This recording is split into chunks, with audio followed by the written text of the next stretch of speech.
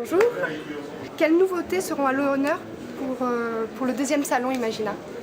Alors, Imagina Dental, les technologies laser n'avaient pas vraiment été abordées l'an dernier durant notre congrès, donc nous avons cette année souhaité les apporter en complément à notre programme par l'intermédiaire du Dr Roca, qui est aussi, comme je disais tout à l'heure, vraiment quelqu'un de très important dans ce domaine-là.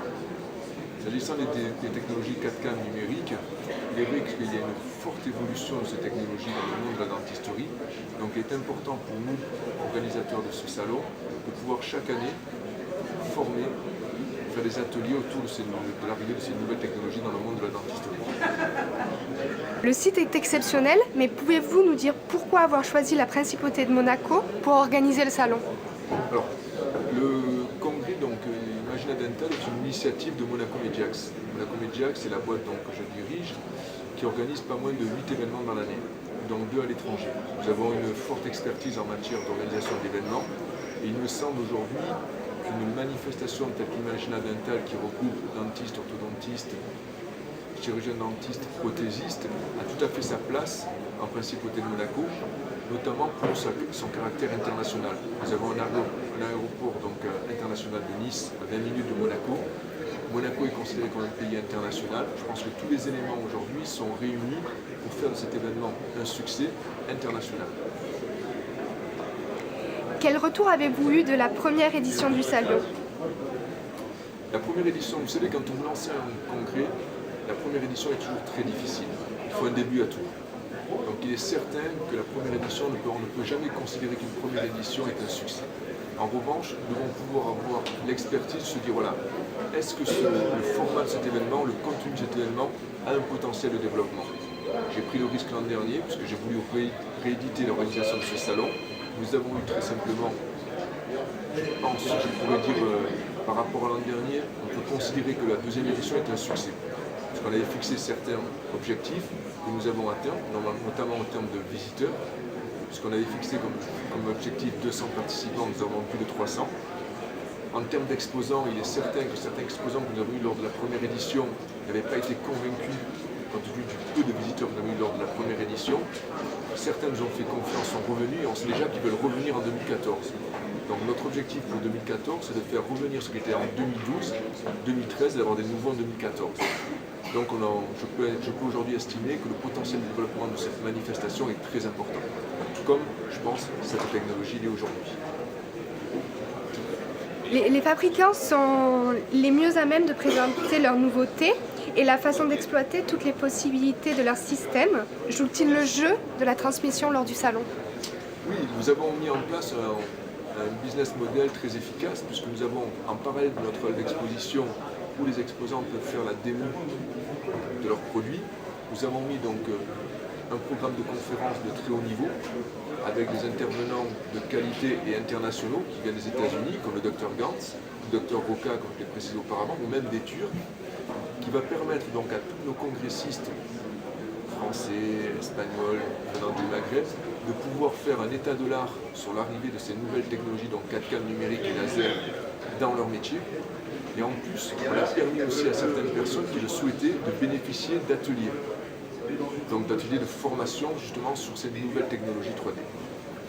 Quels sont les enseignements pratiques dispensés justement au cours du salon? Alors comme je vous disais précédemment, nous avons mis en place des ateliers, qu'on appelle des workshops, dont un qui sera consacré à la chirurgie guidée et à l'implantologie, avec un intervenant de prestige comme le docteur Jacques Rénal. On a également un atelier sur l'utilisation des lasers. Je pense que c'est un très bon complément de nos conférences.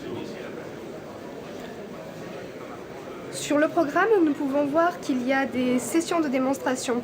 Pouvez-vous nous en parler? Donc effectivement, on a souhaité, en complément de notre programme de conférence, permettre à tous nos congressistes de bénéficier d'une formation, donc dispensée chaque fois par vraiment un intervenant de qualité et qui est un petit peu leader d'opinion dans son domaine, afin de leur montrer qu'aujourd'hui, l'utilisation de ces nouvelles technologies 4K numérique, laser dans leur quotidien est quelque chose de très accessible, qui va sûrement se démocratiser dans les années à venir.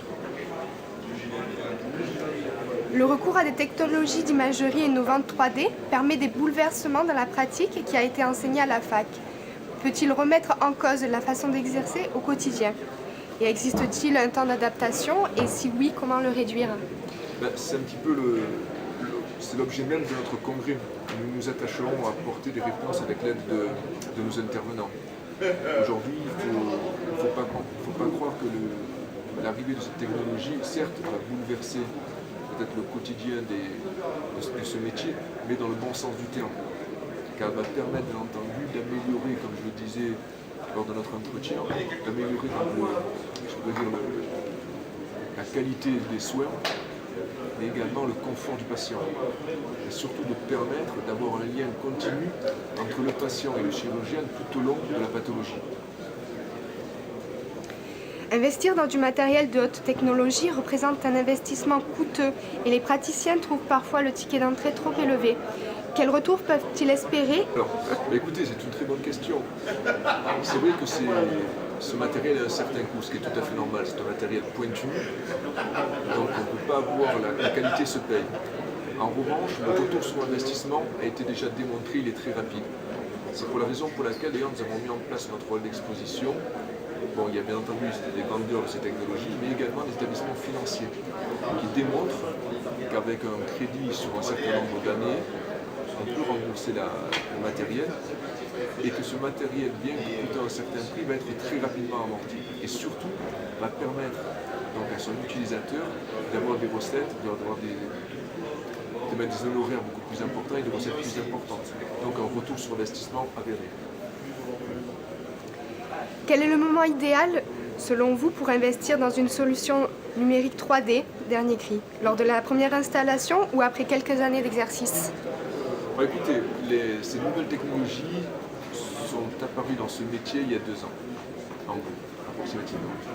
Il y a 2 ans, il est vrai que quand on commençait à parler de 3D dans la dentisterie, c'était un petit peu comme on parlait d'un petit peu d'extraterrestre.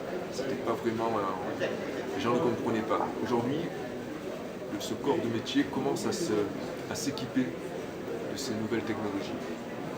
Je dis que la vitesse n'est pas grand V, mais on commence à s'y tuer. Ce que je peux uniquement conseiller, c'est à ceux qui ne sont pas encore en possession de ces machines, c'est de commencer à s'y intéresser, car elle va vraiment bouleverser le quotidien de tout ce corps de métier, et bouleverser le quotidien dans le bon sens. Gain de temps, gain d'argent, optimiser les résultats. Très bien. Je vous remercie d'avoir répondu à mes questions. C'est mon plaisir.